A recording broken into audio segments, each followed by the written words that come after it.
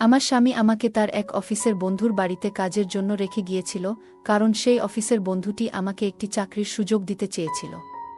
প্রশিক্ষণের সময় আমি লক্ষ্য করেছিলাম যে তার আচরণ মাঝে মাঝে অস্বস্তিকর হয়ে উঠছে। বিভিন্ন অজুহাতে সে আমার কাছে থাকতে চাইত। একদিন সে আমাকে একটি নিচে পড়ে থাকা ফাইল তুলতে বলল, এবং তখন আমি অনুভব করলাম যে সে আমাকে খুব কাছ থেকে পর্যবেক্ষণ করছে। তারপর প্রথমে বস আমাকে কিভাবে কাজ করতে হয় তা শিখিয়ে দিলেন, এবং তারপর কিছু এক্সেল শিট তৈরি করতে বললেন। আমি যখন এক্সেল শিট তৈরি করছিলাম, তখন তিনি আমার পাশে দাঁড়িয়ে পানি পান করছিলেন। তিনি পানির গ্লাস হাতে ধরেছিল। হঠাৎ কিছুটা পানি আমার পিঠে পড়ে গেল। তিনি মৃদুভাবে আমার পিঠে হাত দিয়ে পানি মুছে দিলেন। আমি ততক্ষণে কিছু বলিনি এবং কাজ চালিয়ে যেতে লাগলাম, কারণ যত তাড়াতাড়ি কাজ শিখতে পারব তত তাড়াতাড়ি আমাকে তার অফিসে জয়েন করাবে। তারপর তিনি আমাকে টেবিলে উপরে। পরের দিন আমার স্বামী তার অফিসের বন্ধুকে আমাদের বাড়িতে ডিনারের জন্য আমন্ত্রণ করল এবং হঠাৎ বাইরে জরুরি কাজে বেরিয়ে গেল। বাড়িতে আমি আর তার অফিসের বন্ধু ছিলাম। আমি প্রথমে এই ব্যক্তিকে বিবাহিত এবং বয়স্ক ভেবেছিলাম, কিন্তু তার সাথে কথা বলে বুঝতে পারলাম যে তিনি অনেকটাই অভিজ্ঞ এবং বুদ্ধিমান। তার আচরণ বেশ বন্ধুত্বপূর্ণ ছিল, কিন্তু মাঝে মাঝে কিছু অস্বস্তিকর মুহূর্ত তৈরি হচ্ছিল যা আমি উপেক্ষা করার চেষ্টা করছিলাম। তিনি আসার পর থেকেই আমাকে বিভিন্নভাবে তাকিয়ে থাকতেন। মনে হতো তিনি আমাকে কিছু বলতে চান। আমার নাম তানিয়া। আমি 25 বছর বয়সী তরুণী। আমি গ্রামেই থাকি। আমি দেখতে অনেক সুন্দর ছিলাম। বাইরে বের হলেই ছেলেরা আমার দিকে চেয়ে থাকত। মনে হতো তারা আমাকে কিছু বলতে চায়। আমার এই সুন্দর চেহারা দেখে আমার স্বামীর অফিসের বস আমার প্রেমে পড়ে যায়। বন্ধুরা, আজকের গল্পটা অনেক বেশি স্পেশাল, তাই সবাই রেডি হয়ে যাও। দয়া করে গল্পগুলো ভালো লাগলে ভিডিওটি লাইক, শেয়ার এবং চ্যানেলটি সাবস্ক্রাইব করো প্লিজ। কিছুদিন আগে আমি গ্রাম থেকে শহরে এসেছি এবং এখন 4 মাস পর নতুন পরিবেশের সাথে খাপ খাইয়ে নিতে শিখছি।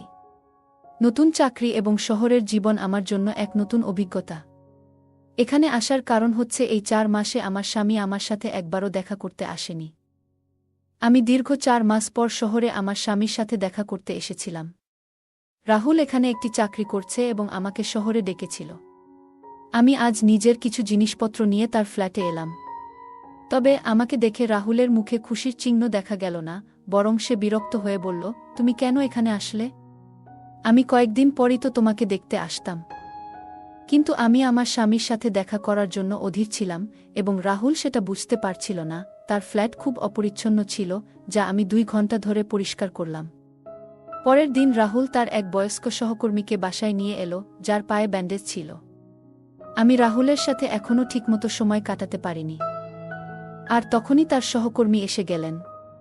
রাহুল বলল, সহকর্মীর পরিবার শহরের বাইরে, তাই কিছুদিন আমাদের সাথে থাকবেন। আমি তার যত্ন নিলাম, আর আমার রান্না করা খাবার তার খুব পছন্দ হল। 2 দিনের জন্য থাকার কথা ছিল, কিন্তু এখন তিনি পুরো সপ্তাহ আমাদের সাথে থাকবেন। আমি রাহুলের বন্ধুর জন্য পানি নিয়ে যাচ্ছিলাম। যখনই বোতল রেখে ঘর থেকে বের হতে যাচ্ছিলাম, তখন হঠাৎ আলমারি থেকে তার ওষুধের বাক্সটি পড়ে যায়। কোনো কিছু না ভেবে আমি নিচু হয়ে ওষুধগুলো তুলতে লাগলাম।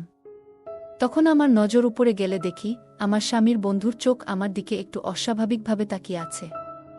ওষুধগুলো তাকে দিয়ে আমি ঘর থেকে বেরিয়ে এলাম। সেই মুহূর্তে রাহুল ঘরে ঢুকল। সে একবার আমাকে এবং একবার তার বন্ধুর দিকে তাকালো। আমি কিছু না বলে আমাদের ঘরে চলে গেলাম। আমি ভেবেছিলাম রাহুল হয়তো কিছু সন্দেহ করছে, কিন্তু পরে বুঝলাম সে কিছুই ভাবছে না। সে হাসতে হাসতে আমার সাথে গল্প করল এবং আমরা শুয়ে পড়লাম। আমি রাতে রাহুলের কাছে যেতে চাইলাম, কিন্তু সে বিভিন্ন বাহানা দিয়ে ঘুমিয়ে পড়ল। সকালে রাহুল অফিসে চলে গেল, কিন্তু তার সহকর্মী বাড়িতেই রয়ে গেলেন। সহকর্মীর খাবারের চাহিদা ছিল ভিন্ন, বিশেষ করে প্রতিদিন ভিন্ন ধরনের নাশতা, বিশেষত ইতালিয়ান খাবার চাইতেন। রাহুল কিছু টাকা দিয়ে গিয়েছিল, কিন্তু খরচ হয়ে যাওয়ায় সামান্যই অবশিষ্ট ছিল। আজকে ডিনারের জন্য পনিরের ব্যবস্থা করেছিলাম, এবং টাকাও প্রায় শেষ হয়ে গিয়েছিল। রাতে আমি রাহুলের কাছে আরও টাকা চাইতে গেলে সে রেগে বলল, আমি তো মাত্র 1000 টাকা উপার্জন করি, আমাকে কি ব্যবসায়ী ভাবছ? আমি বোঝানোর চেষ্টা করলাম সহকর্মীর খাবারের জন্যই সব টাকা শেষ হয়েছে, কিন্তু সে রাগ করে ঘুমাতে চলে গেল। পরের দিন সকালে রাহুল অফিসে চলে যাওয়ার পর আমি তার সহকর্মীকে নাশতা দিতে গেলাম। সহকর্মী আমার হাতে বেশ কিছু টাকা তুলে দিলেন এবং বললেন, গত রাতে তোমাদের কথোপকথন আমি আমার ঘর থেকে শুনেছি। এই টাকাগুলো রেখে দাও, এবং রাহুলকে বলার দরকার নেই, আমার ঘরের খরচ চালানোর জন্য টাকা প্রয়োজন ছিল, তাই আমি সেই টাকাগুলো ফিরিয়ে দিইনি। সন্ধ্যায় রাহুল যখন বাড়ি ফিরল, তখন সে আমাকে কিছু বাড়তি টাকা দিল, কিন্তু আমি তাকে সহকর্মী থেকে পাওয়া টাকার কথা কিছুই বললাম না। দুদিন পর তার সহকর্মীর শরীর ঠিক হয়ে গেল এবং তিনি তার নিজের বাড়িতে ফিরে যাওয়ার প্রস্তুতি নিলেন। যাওয়ার সময় তিনি আমার পিঠে হাত রাখলেন, কিন্তু তার স্পর্শ স্বাভাবিক ছিল না, যেন কিছুটা অস্বস্তিকর। আমি রাহুলকে সহকর্মীর ব্যাগ এনে দিলাম এবং রাহুল তাকে গাড়ি পর্যন্ত পৌঁছে দিতে বাইরে গেল। আমি বাড়িতে নিজের কাজে লেগে গেলাম। আমার শ্বশুর শাশুড়ি তখন গ্রামে ছিলেন, কিন্তু গত কিছুদিন ধরে এক ধরনের অস্বস্তি আমার মনের মধ্যে কাজ করছিল। যখন রাহুলের সহকর্মী আমাদের বাড়ি থেকে চলে গেলেন, তখন বাড়িটা হঠাৎ করে খুব ফাঁকা আর শান্ত লাগছিল। মনে হচ্ছিল যেন আমার একটা বড় সমস্যার সমাধান হয়েছে। এখন আমি আমার স্বামীর সাথে যতটা খুশি, ততটা সময় কাটাতে পারব। বেশ কিছুদিন ধরে রাহুল বাড়িতে তেমন সময় দিচ্ছিল না। একদিন বাইরে গিয়ে দেখলাম সে কোথাও নেই, সম্ভবত অফিসে চলে গেছে তার সহকর্মীর সাথে। মাঝে মাঝে রাহুলকে বুঝতে আমার খুব কষ্ট হয়। 2 দিন পেরিয়ে গেছে, সে রাতে বাড়িতে আসে আর সরাসরি ঘুমিয়ে পড়ে। একদিন রাহুল হঠাৎ অফিস থেকে তাড়াতাড়ি ফিরে এলো। আমি খুশি হলাম, কিন্তু যখন তাকে ভালো করে দেখলাম, তখন বুঝতে পারলাম সে কিছুটা চিন্তিত। আমি তার কাছে জানতে চাইলাম, কি নিয়ে এত চাপ? সে বলল, তানিয়া, আমাদের কাল বিকালের মধ্যেই এই বাড়ি ছাড়তে হবে। গত 2 মাসের ভাড়া আমি দিতে পারিনি। বাড়িওয়ালার ফোন এসেছিল, শুধু ভাড়া নয়, তিনি বাড়ি খালি করার জন্যও বলেছেন। রাহুলের কাছে 2 মাসের ভাড়া দেওয়ার টাকা ছিল না, তাই আমি গ্রামের বাড়ি থেকে আনা সঞ্চিত কিছু টাকা তাকে দিলাম। তবুও আরও 10,000 টাকার প্রয়োজন ছিল। তখন আমি আমার সোনার কানের দুল বিক্রি করলাম, আর সেই টাকা দিয়ে ভাড়া মিটিয়ে দিলাম। কিন্তু এখন আমাদের এই বাড়ি ছেড়ে দিতে হবে, আর কোথায় যাব সেটাই চিন্তার বিষয়। ঠিক তখনই রাহুলের সহকর্মীর ফোন এলো, আর রাহুল তাকে সবকিছু জানালো। সহকর্মী আমাদের তার বাড়িতে থাকার জন্য আমন্ত্রণ জানালেন। রাহুল বলল, আমাদের থাকার ব্যবস্থা হয়ে গেছে, কিছুদিন আমরা সহকর্মীর বাড়িতে থাকতে পারব। এরপর আমি তাড়াতাড়ি আমাদের ব্যাগ গুছিয়ে নিলাম এবং আমরা তার বাড়ির উদ্দেশ্যে রওনা হলাম। সহকর্মীর বাড়ি ছিল বিশাল এবং আমাদের জন্য একটি বিশেষ ঘর বরাদ্দ করা হলো। আজকের পরিস্থিতি কিছুটা চাপের ছিল, তবে সাময়িক। আমরা নতুন করে পরিকল্পনা করতে শুরু করলাম। রাতে আমরা কোনোমতে ঘুমাতে পারলাম। পরের দিন সকালে নাস্তার পর আমি দেখলাম রাহুল তার ব্যাগে কিছু কাপড় গুছাচ্ছে। আমি জানতে চাইলাম, তুমি আলাদা করে ব্যাগ গুছাচ্ছ কেন? কোথায় যাচ্ছ? রাহুল বলল, তানিয়া, আমি কয়েকদিনের জন্য শহরে যাচ্ছি। অফিসের জরুরি কাজ আছে। শহরে গিয়ে আমি অতিরিক্ত কিছু টাকা পাব, যা আমাদের কাজে লাগবে। রাহুলের এই দৌড়ঝাঁপ দেখে আমার মায়া লাগল। সে আমাদের পরিবারের জন্য কত পরিশ্রম করছে। 2 দিনের জন্য সে বাইরে চলে গেল। তার যাওয়ার পর রাতে আমি একা ঘুমাতে পারছিলাম না। দীর্ঘ সময় ধরে আমি জেগেছিলাম, নানান চিন্তায় ডুবে। ঠিক তখনই রাহুলের অফিসের বন্ধু হঠাৎ করে আমার ঘরে এসে হাজির হলেন। তিনি বললেন, তানিয়া, তুমি ঘুমাওনি? তোমার ঘরের লাইট জ্বলছিল, তাই খোঁজ নিতে এলাম। তখন আমি তাকে বললাম, রাহুলের আয়ের সংসার চলছে না, কিভাবে সংসার চালাবো সেই চিন্তায় আছি। সহকর্মী তখন আমাকে সান্ত্বনা দিয়ে বললেন, তুমি চিন্তা করো না, আমি আছি। আমি সব ঠিক করে দেব, তবে তোমার সাহায্য লাগবে।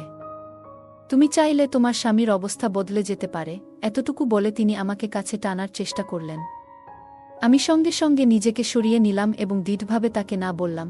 আমি তাকে দূরে সরিয়ে দিয়ে বললাম, আপনি কি করছেন? এর মানে কি? তিনি বললেন, তানিয়া, আমাকে ভুল বোঝো না, আমি শুধু তোমাকে সাহায্য করতে চেয়েছিলাম। তোমাকে আমার কোম্পানিতে চাকরি দেওয়ার কথা ভাবছিলাম। আমি শান্তভাবে উত্তর দিলাম, আমার কোনো চাকরির দরকার নেই।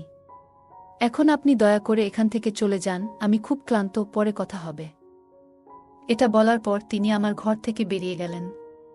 যদিও এটা তার নিজেরই বাড়ি ছিল, তবু আমি তাকে আমার ঘরের বাইরে বের করে দিয়েছিলাম। আমার রাগটা একটু বেশিই ছিল তখন। এরপর 2 দিন কেটে গেল, আর রাহুল বাড়ি ফিরল না। আমি ফোন করে জানতে চাইলাম, তুমি কবে ফিরবে? রাহুল বলল, তানিয়া, আমি তোমার মতো ফাঁকা সময় বসে নেই। তুমি হঠাৎ করে গ্রাম থেকে শহরে চলে এলে, আর এখন তোমার জন্য আমাকে এত দৌড়ঝাঁপ করতে হচ্ছে।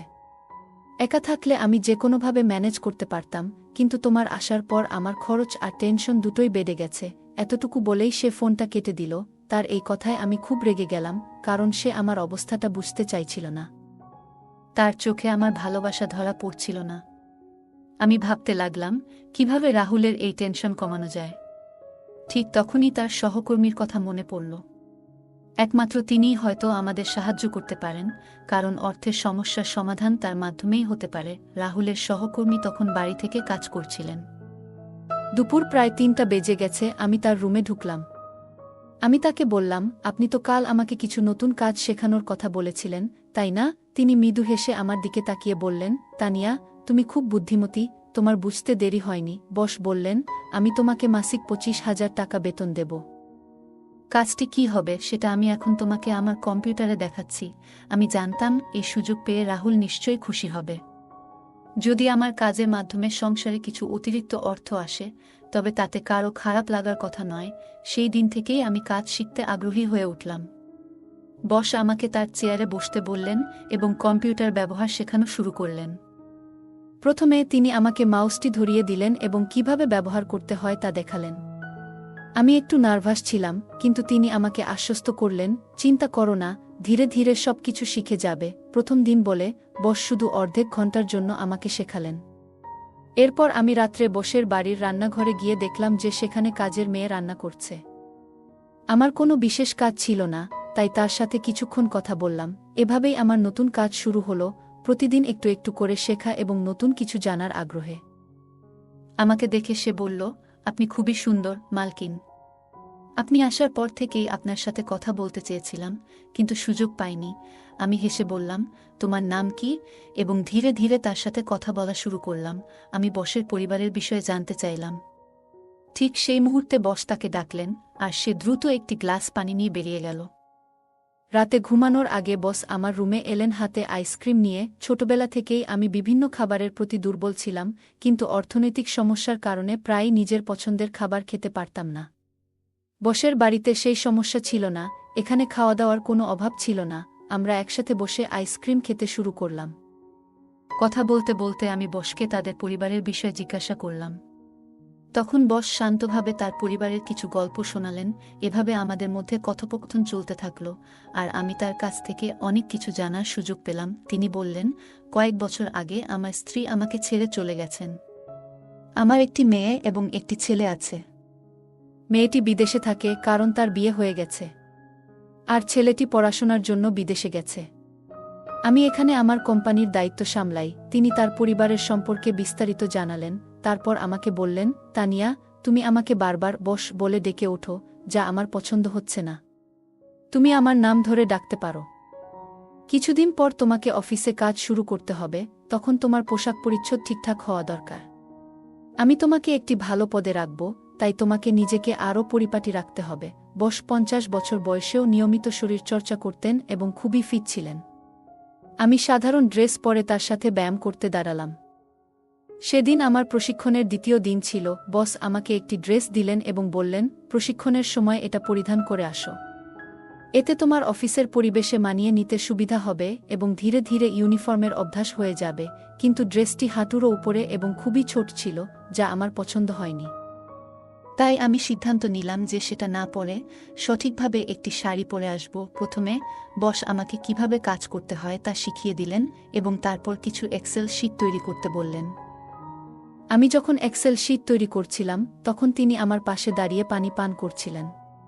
তিনি পানির গ্লাস হাতে ধরেছিল। হঠাৎ কিছুটা পানি আমার পিঠে পড়ে গেল। তিনি মৃদুভাবে আমার পিঠে হাত দিয়ে পানি মুছে দিলেন। আমি ততক্ষণে কিছু বলিনি এবং কাজ চালিয়ে যেতে লাগলাম, কারণ যত তাড়াতাড়ি কাজ শিখতে পারব তত তাড়াতাড়ি আমাকে তার অফিসে জয়েন করাবে। অর্ধেক ঘন্টার প্রশিক্ষণ শেষে যখন আমি তার রুম থেকে বেরিয়ে আসতে যাচ্ছিলাম, তিনি আমাকে থামিয়ে বললেন, সন্ধ্যা ৭টায় তৈরি হয়ে নিও, আমাদের এক কর্মচারীর পার্টিতে যেতে হবে। যেহেতু আমাকে শীঘ্রই অফিসে কাজ শুরু করতে হবে, তাই কিছু সহকর্মীর সাথে পরিচিত হওয়ার জন্য পার্টিতে যাওয়া জরুরি ছিল। আমি পার্টিতে যাওয়ার জন্য রাজি হলাম। সন্ধ্যায় আমি একটি সুন্দর শাড়ি পরে নিজেকে প্রস্তুত করলাম এবং আমরা পার্টিতে পৌঁছালাম। সেখানে নিশা নামের একটি মেয়ের পার্টি আয়োজন করা হয়েছিল। বসকে দেখেই নিশা এগিয়ে এসে তাকে আলিঙ্গন করল এবং তার নাম ধরে ডেকে খুব সহজভাবেই কথাবার্তা বলছিল। তাদের মধ্যে বন্ধুত্বপূর্ণ আলোচনা চলতে থাকল এবং কিছুক্ষণ পর সে চলে গেল। নিশার পেছন পেছন আমি গিয়ে তাকে থামালাম এবং জিজ্ঞাসা করলাম, তুমি বসের সাথে এত সহজে কথা বলতে পারো কিভাবে? তুমি কি অনেক দিন ধরে এখানে কাজ করছো? নিশা বলল, বসের পছন্দ হলো তার চেয়ে কম বয়সী মেয়েদের সাথে বন্ধুত্ব করা। যদি সম্পর্ক ভালোভাবে বজায় রাখা যায় তাহলে কিছু দিনের মধ্যেই ভাগ্য বদলে যেতে পারে। এই বড় পার্টি আমি আমার নিজস্ব উপার্জন দিয়ে দিয়েছি। নিশা বসের কোম্পানিতে কাজ শুরু করার মাত্র 2 মাসের মধ্যেই এতটা উপার্জন করতে পেরেছে, যা আমাকে অবাক করল। আমিও অর্থ উপার্জন করতে চেয়েছিলাম। তাই পরের দিন সকালে আমি বসের রুমে গিয়ে হাজির হলাম। এবার আমি সেই অফিসের ইউনিফর্ম পরেছিলাম যা বস আমাকে দিয়েছিলেন। যদিও ড্রেসটি কিছুটা ছোট ছিল, আমি বুঝতে পারলাম যে এটা কাজের একটা অংশ হতে পারে। আমাকে সেই ইউনিফর্মে দেখে বস কিছুক্ষণ তাকিয়ে রইলেন। আজ আমি সময়মতো এক্সেল শিটের কাজ শেষ করেছিলাম, আর তিনি আমাকে প্রশংসা করলেন। তখন আমি উঠে গিয়ে তাকে আলিঙ্গন করলাম এবং বললাম, আরিয়ান, এটা সব আপনার জন্যই সম্ভব হয়েছে। আপনি খুব সহজভাবে আমাকে সবকিছু শিখিয়েছেন। আমি প্রথমবার তার নাম ধরে ডাকলাম, আর তিনি বুঝতে পারলেন যে আমি তার বন্ধুত্ব গ্রহণ করেছি। রাতে তিনি আমাকে ডিনারের আগে ছাদে যেতে বললেন। তার ছাদে সুন্দর একটি বাগান ছিল এবং এক কোণে একটি ছোট বারো ছিল। সেখানে পৌঁছানোর পর তিনি শ্যাম্পেন খুললেন এবং উদযাপন শুরু করলেন। তিনি বললেন, এই শ্যাম্পেন আমাদের বন্ধুত্বের জন্য। আমি লক্ষ্য করলাম যে পার্টিতে নিশা এবং আরও কিছু মেয়ে ড্রিঙ্ক করছিল। আরিয়ান যখন আমাকে একটি ড্রিঙ্ক অফার করলেন, আমি তাকে না বললাম না। ড্রিঙ্ক করার পর আমার মাথা একটু ঘোরাতে লাগল এবং সবকিছু অস্পষ্ট হয়ে গেল। তবুও আমি আরও 2 গ্লাস পান করলাম। রাতের খাবার না খেয়েই আমরা ঘুমিয়ে পড়লাম। সকালে সূর্যের আলো চোখে পড়তেই আমার ঘুম ভাঙল। রাতে আমরা নেশাগ্রস্ত ছিলাম, আর আমি এবং আরিয়ান ছাদের একটি ঘরে ঘুমিয়েছিলাম। কিভাবে সেখানে পৌঁছলাম সেটাও আমার মনে নেই। আমরা একে অপরের কাছাকাছি শুয়েছিলাম, কিন্তু আমি তাকে ঘুম থেকে না জাগিয়ে চুপচাপ সেখান থেকে বেরিয়ে এলাম। ছাদ থেকে নিচে নামতেই দেখলাম বাড়ির কাজের মেয়ে আমাকে নির্দিষ্টভাবে লক্ষ্য করছে। আমার ঘরে গিয়ে আয়নায় নিজের দিকে তাকালাম, দেখলাম আমার লিপস্টিক একটু ছড়িয়ে গেছে। আমি ভেবেছিলাম হয়তো ঘুমের মধ্যে এটা হয়েছে, তাই সেটার দিকে খুব একটা মনোযোগ না দিয়ে নিজেকে প্রস্তুত করতে লাগলাম। যখন আমি নিজের ঘর থেকে বেরিয়ে এলাম তখন দেখি আরিয়ান ছাদ থেকে নামছেন। তিনি যখন তার রুমের দিকে যাচ্ছিলেন তখন আমার নজর তার শার্টের দিকে গেল। দেখলাম আমার লিপস্টিকের দাগ তার শার্টে লেগে আছে। বাড়ির কাজের মেয়েটিও তাকিয়েছিল, হয়তো সেও সেটাই দেখছিল যা আমি দেখেছি। আমি ভাবলাম, তার দিকে মনোযোগ দেওয়ার কোনো প্রয়োজন নেই। আমি নিজেকে শান্ত রাখলাম এবং স্বাভাবিক থাকার চেষ্টা করলাম। আমি এই কয়েকদিন ধরে লক্ষ্য করছিলাম যে প্রায় 15 দিন হয়ে গেছে, কিন্তু আমার আর রাহুলের মধ্যে কোনো যোগাযোগ হয়নি। আজ আশা ছিল যে সে আমাকে ফোন করবে, কিন্তু গত 15 দিনে আমি রাগ করে তাকে ফোন করিনি। এই সময়ের মধ্যে আমি অনেক বদলে গিয়েছিলাম। এখন আমার মূল লক্ষ্য ছিল অর্থ উপার্জন করা, এবং সেই প্রক্রিয়া শুরু হয়ে গিয়েছিল গত রাত থেকেই। সন্ধ্যায় বস আমার জন্মদিন উদযাপন করলেন। কিভাবে যেন তিনি আমার জন্মদিনের কথা জেনে গিয়েছিলেন, অথচ রাহুলের এ বিষয়ে কোনো খেয়াল ছিল না। আমি বুঝতে পারছিলাম যে আমি আমার ভালোবাসার ব্যাপারে কিছুটা বিভ্রান্ত ছিলাম। আমার জন্মদিনটা বেশ ভালোভাবে কাটল। সেই রাতে আরিয়ান আমার ঘরে এলেন এবং আমাকে উপহার হিসেবে সোনার ঝুমকা দিলেন। তিনি বললেন, গত কয়েকদিন ধরে দেখছি তোমার কানে খুব সাধারণ ঝুমকা আছে, এতে তোমার সৌন্দর্য কিছুটা কমে যাচ্ছে। এরপর তিনি নিজ হাতে আমার কানে ঝুমকা পরিয়ে দিলেন। তার আমার সৌন্দর্যের প্রতি এতটা যত্ন ছিল, যেখানে রাহুল কখনো আমার জন্য একটি শাড়িও কেনেনি, এমনকি আমার জন্মদিনও ভুলে গিয়েছিল। অনেক পুরুষ বিয়ের পর প্রথম বছর স্ত্রীকে মায়ের বাড়ি যেতে দিতে চান না, কিন্তু এখানে রাহুল আমাকে বসের বাড়িতে ছেড়ে দিয়ে নিজে অন্য শহরে চলে গিয়েছিল। রাহুলের অনুপস্থিতিতে আরিয়ান আমার সব চাহিদা পূরণ করছিলেন, আর রাহুল যেন এসব নিয়ে কোনো ধারণাই ছিল না। সেই রাতে আমি আরিয়ানকে ধন্যবাদ জানালাম, কারণ তিনি আমার জন্মদিনকে বিশেষ করে তুলেছিলেন। আমার জন্মদিন খুব ভালোভাবে উদযাপন করা হয়েছিল, এবং আরিয়ান আমাকে একটি সুন্দর উপহার দিয়েছিলেন। পরের সকালে আমি আরিয়ান এর সাথে ব্যায়াম করছিলাম, তখন সকাল 8টা বাজে। হঠাৎ দেখি রাহুল বাড়িতে এসে হাজির। আমাকে বসের সাথে ব্যায়াম করতে দেখে সে অবাক হয়ে তাকিয়ে রইল, কারণ আমি যেই জিম স্যুট পরেছিলাম সেটি শরীরের সাথে সম্পূর্ণ লেগেছিল। রাহুলকে দেখে আমি তাড়াতাড়ি আমার ঘরে চলে গেলাম। কিছুক্ষণ পর সে ঘরে এসে আমাকে আলিঙ্গন করল এবং বলল, হ্যাপি বার্থডে তানিয়া। তার কাছ থেকে এই শুভেচ্ছা শুনে আমার কিছুই মনেই হল না, কারণ আমার জন্মদিনের দিন সে একটি ফোনও করেনি। সারাদিন আমি তার সাথে তেমন কথাও বলিনি। সন্ধ্যায় হোলির পূজা করার সময়ও আমি একাই গিয়েছিলাম। পরের দিন ছিল দোলযাত্রা, আর আরিয়ান তার বাড়িতে একটি অনুষ্ঠানের আয়োজন করেছিলেন। তার কোম্পানির অনেক কর্মচারী সেখানে উপস্থিত ছিলেন। রাহুল এসে আমাকে রং লাগালো, কিন্তু আমি তাকে রং না লাগিয়ে আরিয়ানের কাছে চলে গেলাম। আমি তার গালে রং লাগালাম, আর তিনিও আমার মুখে রং লাগালেন। আমাদের মধ্যে বেশ মজার মুহূর্ত কাটছিল। যখন আমরা রং খেলছিলাম, তখন রাহুল হঠাৎ আমাদের দিকে এগিয়ে এলো। তাকে দেখে আমি আরিয়ানের থেকে একটু দূরে সরে গেলাম। পরে আমি এক পাশে দাঁড়িয়ে মঠা পান করছিলাম, তখন হঠাৎ করে আমার আর আরিয়ানের দৃষ্টি একসাথে মিলল। তিনি আমাকে কিছু ইঙ্গিত করলেন, যা আমি খুব ভালোভাবে বুঝতে পারলাম। দোলযাত্রার রং যেন আরিয়ান এর উপর বেশ চেপে বসেছিল। তার ইঙ্গিতটি বুঝেই আমি চারপাশে তাকালাম। দেখলাম রাহুল তার কিছু বন্ধুদের সঙ্গে কথাবার্তা বলছে, আর তার নজর আমার দিকে ছিল না। এটা দেখে আমি সরাসরি বাড়ির ভেতরে চলে গেলাম এবং আরিয়ান এর ঘরে গিয়ে তার অপেক্ষা করতে লাগলাম। ঘরে ঢুকে আমি দরজাটা বন্ধ করে দিলাম এবং তাকে আলিঙ্গন করলাম। আরিয়ান আমার হাত ধরে ঠান্ডা পানীয় তুলে দিলেন। আমি দু-এক চুমুক খেয়ে গ্লাসটি একপাশে সরিয়ে রাখলাম।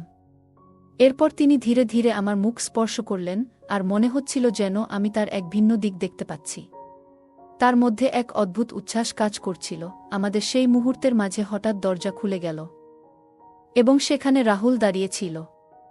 আমাকে এবং আরিয়ানকে একসঙ্গে দেখে তার মুখে অস্বস্তি আর রাগের ছাপ পড়ে গেল। তিনি রাগের কণ্ঠে বললেন, তুমি আমাকে দূরে সরিয়ে রেখেছিলে এজন্য? এখন তোমার বসের প্রতি এমন আকর্ষণ? তোমার কি কোনো অনুশোচনা নেই? তার কথা শুনে আমি বিস্মিত হলাম। সে মোবাইলটা তুলে নিয়ে বলল, আমি তোমার ভিডিও করে সবাইকে পাঠিয়ে দেব, যাতে সবাই জানতে পারে তুমি কেমন সতীসাধ্বী। তার এই কথা শুনে আমি তার হাত থেকে মোবাইলটি ছিনিয়ে নিলাম এবং তাকে একটি থাপ্পড় দিলাম। আমি বললাম, চোরের মন চুরি নিয়ে ব্যস্ত থাকে রাহুল। তুমি কি ভেবেছিলে আমি তোমার আসল রূপ চিনতে পারব না? তুমি কিভাবে এতটা নিচে নামতে পারলে? তোমার কোনো লজ্জা নেই, তাই না? তুমি আমাকে 15 দিনের জন্য তোমার বসের কাছে ছেড়ে দিয়ে গিয়েছিলে। তখনই আমি বুঝেছিলাম সবকিছু পরিষ্কার হয়ে গিয়েছিল। কয়েকদিন আগে তোমার মোবাইলে আমি সেই মেসেজগুলো দেখেছি, যেখানে আমার পাঠানো ছবি ছিল। কোনোদিন কল্পনাও করতে পারিনি যে তুমি টাকা রোজগারের জন্য এমন কাজ করবে। তুমি কিভাবে পারলে? তুমি 15 দিনের জন্য আমাকে তোমার বসের হাতে তুলে দিয়েছিলে। তোমার কাছে আমি কিছু না, এটা দেখে খুব কষ্ট পেলাম। তোমার এতটা নিচে নামার কথা ভাবিনি। কয়েকদিন আগে তোমার বসের সঙ্গে আমি তাদের বাড়ির ছাদের বাগানে ছিলাম। তখনই তোমার কাছ থেকে তার কাছে একটি মেসেজ আসে। সেখানে তুমি আরও টাকার দাবি করেছিলে এবং বলেছিলে স্ত্রীর সঙ্গে আরও একটি রাত কাটিয়ে নাও, তারপর টাকা পাঠিয়ে দিও। কিন্তু সেই রাতে আমার সামনে সবকিছু পরিষ্কার হয়ে যায়। আমি বুঝতে পারছিলাম সেদিন রাতটা অন্যরকম হতে চলেছে। তোমার বস তখনও কোনো অশোভন কিছু করেনি, তবে পরিস্থিতি সেদিকেই যাচ্ছিল। আমি তাকে তার মেয়ের কথা মনে করিয়ে দিলাম, যিনি আমারই বয়সী। আমি জিজ্ঞাসা করলাম, আপনার মেয়ের সঙ্গে এমন কিছু হলে আপনি কেমন অনুভব করতেন? আমার কথা শোনার পর তিনি থেমে গেলেন। আমি ভাবিনি আমার কথা তাকে এতটা ভাবাবে।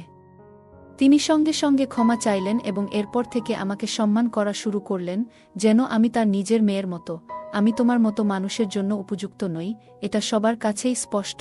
তোমার বস তোমাকে চাকরি থেকে বাদ দিতে চেয়েছিলেন, কিন্তু আমি তাকে থামিয়েছিলাম, কারণ আমি দেখতে চেয়েছিলাম তুমি টাকার জন্য কতদূর যেতে পারো। নিজের স্বার্থে মত্ত থেকে টাকা অর্জনই তোমার লক্ষ্য ছিল। এখন আমি আর তোমার সাথে থাকতে পারছি না। আমি ডিভোর্স দিচ্ছি। রাহুল আমার পায়ে ধরে ক্ষমা চাইতে লাগল, কিন্তু লাভ নেই। সে আমার বিশ্বাস ভেঙেছে।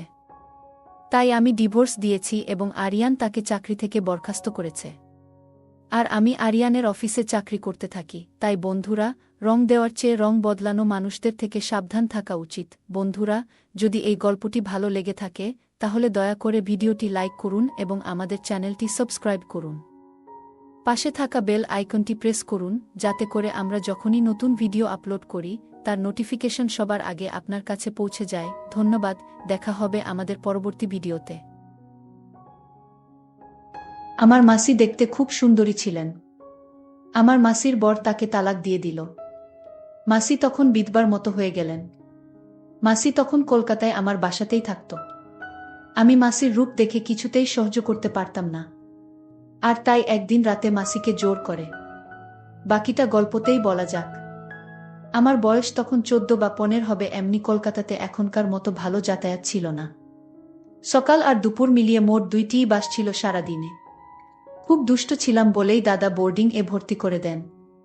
দাদা তখন বিএস এর লেফটেন্যান্ট। বোর্ডিং এর ছুটিতে পালা করে আমাদের ছোট মাসির বাড়িতে ছুটি কাটাতে যেতে হতো।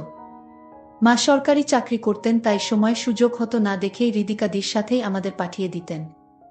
পাহাড়ে ঘেরা জায়গাটা আমাদের খুব ভালো লাগত। রীতা মেসোর ছোট বোন। আমাদের থেকে বিশেষ বড় ছিল না, বছর 5 হবে। দেখতে যেমন মিষ্টি, গান তেমন গাইতে পারত। আনন্দে কেটে যেত আমাদের কৈশোর। মাসির নাম খুব আধুনিক ছিল। মার থেকে ছোট মাসি 10 বছরের ছোট ছিলেন। হৃদিকা নাম হলেও সবাই মাসিকে হৃদা করেই ডাকত। অনেক স্নেহ করতেন আমাদের। আর চূড়ান্ত রান্না ছিল হাতের। তাই আসলে ওনার হাতের মোরব্বা, কই মাছের কালিয়া, আনারসের চাটনি খেয়ে মন ভরে যেত। যা বানাতেন মুখে স্বাদ লেগে থাকত। মেসো ব্যবসায়ী ছিলেন। এরপর আমরা ব্যারাকপুরে চলে আসি, বাবার বদলি হয়। ছোটবেলার সোনালি দিনগুলো চোখে ভাসে। হৃদা করেই ডাকতাম। বিহার থেকে ফিরে এসে হৃদার সাথে বা বড় মাসির সাথে যোগাযোগ হারিয়েই গেছিল। চিঠি ছাড়া কোনো যোগাযোগ থাকত না প্রায়। আর আমাদের বাড়িতে ফোন অনেক পরেই এসেছিল। বাবার বদলির 4 বছর পরে মাও বদলি হয়ে চলে আসেন। আমাদের ব্যস্তময় জীবন চলতে থাকে। আস্তে আস্তে স্মৃতি হতে থাকে। স্কুল শেষ করে, কলেজ শেষ করে, ইউনিভার্সিটি ছাড়িয়ে বেশ বড় হয়ে যাই। মা বাবার বয়স হয়েছে, দুজনেই রিটায়ার করে দাদার আশ্রয় নিয়েছেন। দাদার 2 ছেলে মেয়ে। দাদা তার পরিবার, মা বাবাকে নিয়ে খুব খুশি। আমি ছোট বলে আমার উপর দায়িত্ব কম ছিল। বয়স 27, বিয়া করলেই করা যায়, কিন্তু বিয়ার দিকে তেমন টান ছিল না। দাদা আম্বালা চলে যাওয়ার পর থেকেই আমি একটু বেশি বেপরোয়া হয়ে উঠলাম। ভালো ব্যাংকে উঁচু পোস্টে চাকরি করার সুবাদে পয়সার অভাব হতো না। বছরে 1-2 বার করে মা বাবা এসে থাকলেও দাদার বাচ্চাদের প্রতি তাদের টান থাকার কারণে আম্বালা ফিরে যেতেন।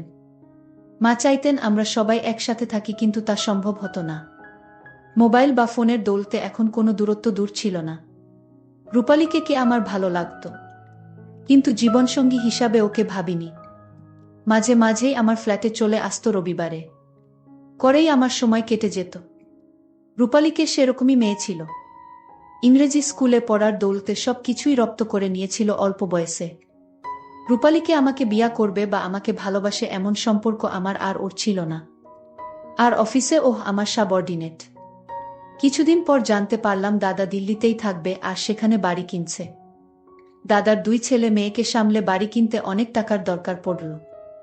মা বাবা তাদের জমানো টাকা ঢেলে দিলেন দাদার বাড়ির পিছনে। পেল্লাই একখানা বাড়ি কিনে দাদা দিল্লিবাসী হয়ে গেলেন। আগে মতো শাসন না করলেও সপ্তাহে 1 বার ফোনে লেকচার শুনতে হতো। তারাও আমার বিয়ার জন্য উঠে পড়ে লাগলেন। আমার ব্যারাকপুরের ফ্ল্যাটে আমার সাজানো গোছানো সাম্রাজ্যে ঘন কুয়াশা ঢেকে গেল। যখন ঘর জামাই আসলো, ব্যক্তিগত শত্রুতার জেরে মেসোর বন্ধুরা তাকে ঠকিয়ে পথে বসিয়ে দিয়েছেন। সব থেকে আশ্চর্যের বিষয়, মেসো এই সব কথা বাড়িতে জানানোর ইচ্ছা পর্যন্ত করেননি। হৃদাদির বিয়া হয়েছে বিহারেই, কিন্তু তার শ্বশুর বাড়ির লোকেরা বিশেষ ভালো ছিলেন না। তাই তারা মেসমশাইকে সাহায্য করতে অস্বীকার করে মেসোর অমন সুন্দর বাড়িখানা বিক্রি করেও ধার শোধ করা যায়নি। এমন অবস্থায় মেসো আত্মহত্যার পথ বেছে নেন। চারিদিকে ঋণের বোঝা আর পাওনাদারদের যন্ত্রণা নিয়ে ছোট মাসির জীবন এখন যন্ত্রণা প্রায়। তাদের একটি কন্যা সন্তান শ্রাবণী ক্লাস 10-এ। এরপরে মাত্র তাকে মেসো স্কুলে ভর্তি করিয়েছিলেন অনেক পয়সা খরচা করে। এখন হৃদিকা মাসি মাথায় হাত দিয়ে বসে পড়েছেন। বেশ খারাপ লাগলো। একটা মানুষকে কাছে দেখা এত ভালো লোক, কিন্তু ভাগ্যের কি পরিহাস, মা বাবার আদেশ আসলো দিল্লি থেকে। এরকম পরিস্থিতিতে আমার কাছে শুধু আদেশ আসে, তুই তো অনেক ইনকাম করিস, তুই মাসিকে নিজের কাছে রাখ। অত বড় ফ্ল্যাট কি করবি একা থেকে? তার চেয়ে মাসি রান্না বান্না করে দেবে আর দীপা স্কুলের ছুটিতে আসবে থাকবে। মাসির আমরা ছাড়া কে আছে বল? মাসিকে একটা ভালো কাজ দেখে দে, মাসি তো বিয়ে পাস। মার আদেশে আমার বাসায় ফুর্তির দিনগুলো শেষ হতে চলেছে। রূপালীকে কে জানালাম যে আমাদের আড্ডার দিন শেষ। মাসির বয়স এমন কিছু বেশি ছিল না যে জীবন শেষ হয়ে গেছে, 35 শেষ করেছে সবে। কিন্তু এমন পুরা মহিলাকে ঘরে রাখা মানে নিজের সব প্রাইভেসিতে আমাদের বাধে। ফোনে মাসির কান্না হাতে পায়ে ধরা শুনে আমার মন গলে গেল। মাসির দেনা শোধ করতে করতে আমার পুঁজি প্রায় শেষ হবে। এমন সময় মাসির মেয়ের স্কুল থেকে ফোনে আসলো সামনের বছরের টিউশন ফি করতে হবে। অনেক টাকাই নেই করে খরচা হয়েছে। বাধ্য হয়েই সেভিংসের কিছু কালো টাকা ভাঙিয়ে ড্রাফট করে পাঠিয়ে দিলাম। মাসির প্রতি ভালোবাসা থাকলেও এখন আমি আর ছোট নেই। দাদা বাবারাই সব ব্যবস্থা করে মাসির কলকাতাতে জিনিসপত্র বিক্রি করিয়ে দিলেন। বোচকা বুচকি নিয়ে মাসি আমার ফ্ল্যাটে উঠলেন। আমার কারাফ দিন শুরু হলো। মাসিকে বুঝতে দেওয়া সম্ভব নয় যে আমি একেবারেই খুশি নয়। ছোটবেলায় মাসিকে যা দেখেছিলাম এখন মাসির অনেক পরিবর্তন হয়েছিল। সুন্দর মুখখানা মায়া জড়ানো।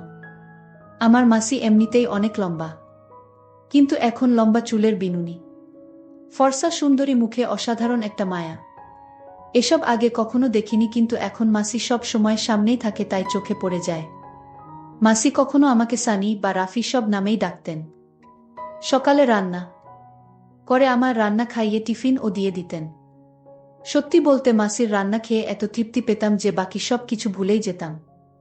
মাসির পাশে এইভাবে দাঁড়ানোতে মাসি আমার সামনে অনেক কৃতজ্ঞতা প্রকাশ করতেন, যা আমি চাইতাম না, ভালো লাগতো না। একরকম মাসির সংসার যেন আমি চালাছিলাম। 2 সপ্তাহ কেটে গেছে, মাসি এসেছে। মাসি মাঝে মাঝে আমার ফোনে মার সাথে বাবার সাথে কথা বলে নিয়ে বন্ধুবান্ধব নিয়ে আনন্দ করা লাটে উঠে গেল। রাহুল আমার এক কলিগ, সুযোগ পেল তাই আমার দুর্বলতাকে কাজে লাগিয়ে রূপালীকে নিয়ে অনেক কিছু করা শুরু করল। কাজ অফিস করতে করতে কেটে গেল 1 মাস। মনে মনে ভাবলাম 10টার পর মাসি তো নিজের ঘরে নিজের মতো থাকে, টিভি দেখে বা বই পড়ে। যদি বন্ধুর বাহানায় নিয়ে আসি কাউকে, ক্ষতি কি? আর মাসির ঘর পূর্বের বারান্দায়, আমি উত্তরে 2টো ঘর ছেড়ে থাকি। 2টো রান্নাঘর, 2টো বাথরুম। মাসির ঘর মাসির বাথরুমের সাথে। এইভাবে আর কতদিন চলবে? মাসি থাকাতে আমার বাজে নিশা বন্ধ হয়ে গেল। কারণ মাসির সামনে যদি মেয়েদের নিয়ে আড্ডা দেই তাহলে মাসি মাকে বলে দিবে। হয় মাসি আমার অসুবিধা বুঝতে পারত, নয় মাসি বুঝলেও নিরুপায় ছিল। অনেক ভেবে দেখলাম মাসি কাজে গেলে আমার অন্তত একটু সুবিধে নিশ্চয়ই হবে, কিন্তু কোথায় কাজে পাঠাবো? মহাচিন্তা শেষমেশ আমার ব্যাংকের জিবিএমকে বলে মাসিকে আমার ব্যাংক এই মাসিকে স্টাফ হিসাবে ঢুকিয়ে দিলাম।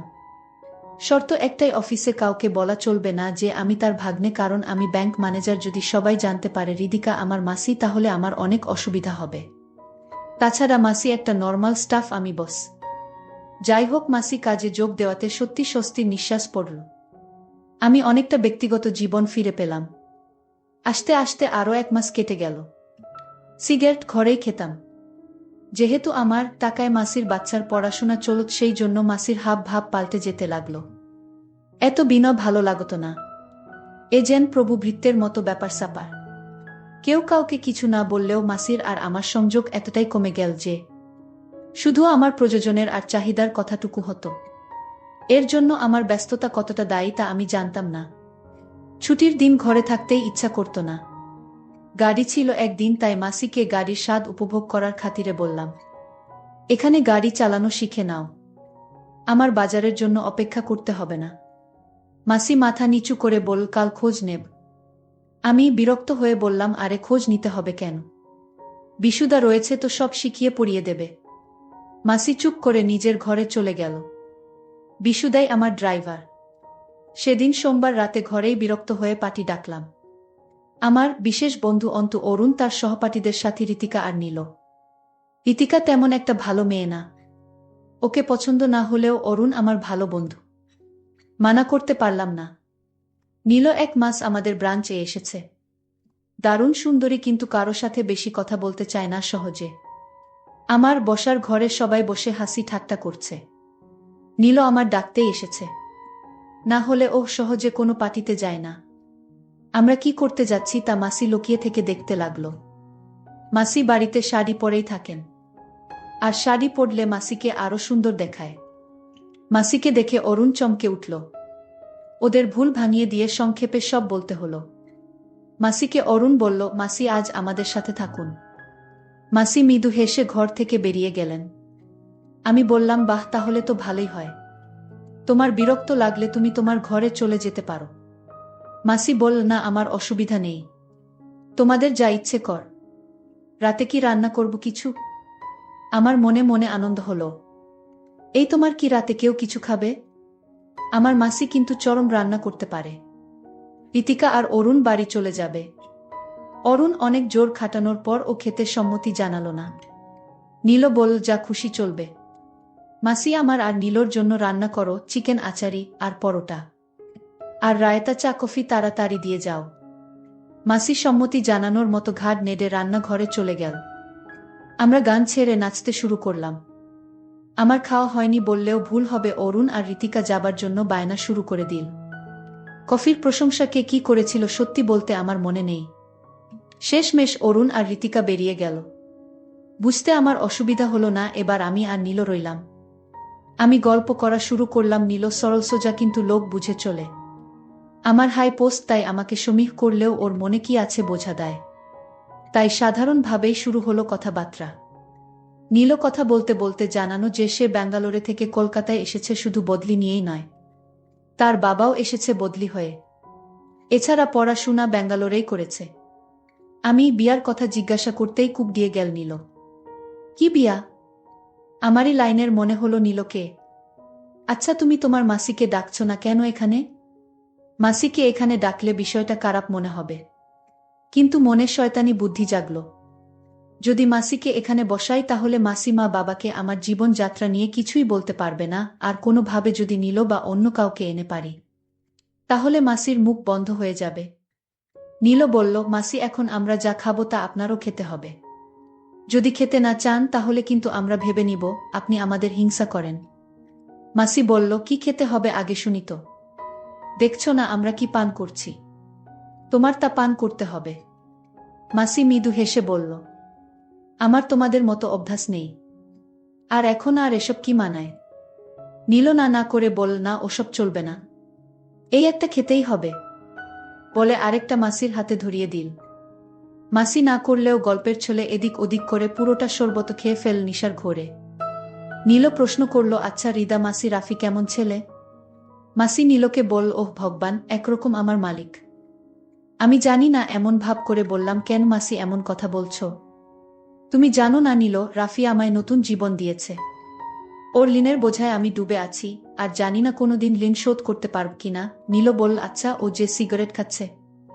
মাসি ওই কথা উড়িয়ে দিয়ে বলল, এখনকার ছেলে মেয়েরা একটু আধটু খায়, ওহ একা থাকে বেচারা, কি বা করবে। মাসির কথা শুনে ভালো লাগলো। নীল আর মাসি বুঝতে দিলাম না টিভির এর উপর আমি সিগারেট রাখি তোয়ালে চাপা দিয়ে। মাসির সংকোচ কাটাতে ঘর থেকে সিগারেট নিয়ে বেরিয়ে গেলাম। নীল এবার শালীনতার মাত্র ছাড়িয়ে ফেল। তুমি আসতে ওর কত অসুবিধা, ওর মেয়ে বন্ধুরা এখানে আসতেই পারে না। বাইরে থেকে দাঁড়িয়ে বারান্দায় আমি সব কথা শুনছি। সত্যি মাসি আমাকে মানে না, আমার পয়সার জন্য এমন কথা বলছে বুঝতে হবে। নানা অসুবিধা কোথায়, ওর মেয়ে বন্ধু আসলে আসবে। এখন ওর বিয়া করার কথা আমার জন্যই না, ওর কত কষ্ট। আমার জীবনে আর কি বা আছে? ওহ, আমার মেয়ের দায়িত্ব নিয়েছে, এটাই বড় কথা। তার জন্য আমি তো এমনিতেই ওর কাছে ঋণী। ও না থাকলে হয়তো আমার পথে বসতে হতো। আমি সত্যি সেইভাবে মাসি আমার সহানুভূতির নিচে চাপা পড়ে থাকতে দেখতে চাইনি। মাসি ঘরে আছে। আমিও ঘরে ঢুকলাম। মাসির কথাবার্তা এলোমেলো হয়ে গেছে। হয় আবোল তাবোল বকছে আর নীল মাসিকে মজার পাত্র বানাচ্ছে। মাসিকে দেখতে আজ অনেক সুন্দর দেখাচ্ছে। মাসিকে ছোটবেলায় দেখেছিলাম সুশ্রী মায়াময় মুখ। আমি ভাবলাম মাসিকে আমার যে করে হোক আমার কথায় রাজি করাতে হবে। আমি মাসিকে বললাম, ছোটবেলা থেকে তুমি আমার সব কথা রেখে আসছো। আমি তোমায় এখন একটা কথা বলতে চাই, আর সেই কথাটা আমার মাকে বলা যাবে না। আমি মাসিকে বললাম, মাসি, আমি তোমার কাছে একটা জিনিস চাই। মাসি বলল, কি জিনিস? আমি বললাম, আমি চাই তুমি মেসোর সাথে রাতে যা করেছিলে আমি তোমায় তা করতে চাই। মাসি বলল, তুমি আমার যে উপকার করেছে তা আমি কোনোদিন ভুলতে পারবো না। আমি রাজি। তারপর মাসির সাথে এক সুখের রাজ্যে হারিয়ে গেলাম। বন্ধুরা, আজকের গল্পটি কেমন লাগলো তা অবশ্যই কমেন্ট করে জানাতে ভুলবেন না।